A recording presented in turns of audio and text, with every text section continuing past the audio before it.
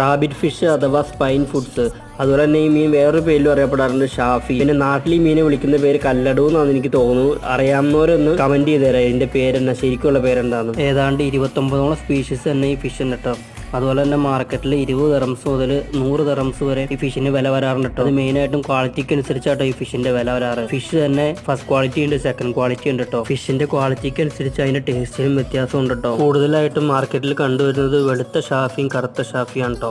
അറബികൾ കൂടുതലായിട്ടും ഗ്രില്ല് ചെയ്ത് കഴിക്കാൻ ഇഷ്ടപ്പെടുന്ന ഒരു മീനാണ് ഇത്. ഈ ഫിഷിന്റെ എഗ്ഗിന് അടിപൊളി ടേസ്റ്റ് ആണ് കേട്ടോ. അതുപോലെ തന്നെ ഈ ഫിഷ് ഗ്രില്ല് ചെയ്താലും ഫ്രൈ ചെയ്താലും അപാര ടേസ്റ്റ് ആണ് കേട്ടോ.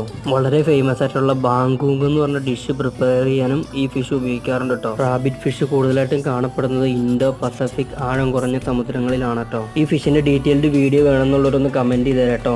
അപ്പോൾ എൻ്റെ വീഡിയോ ഇഷ്ടപ്പെട്ട് ലൈക്ക് ചെയ്യാനും എൻ്റെ ചാനൽ സബ്സ്ക്രൈബ് ചെയ്യാനും മറക്കരുത് കേട്ടോ. അപ്പോൾ അടുത്ത വീഡിയോ ആയിട്ട് കാണുന്നവരെ ബൈ.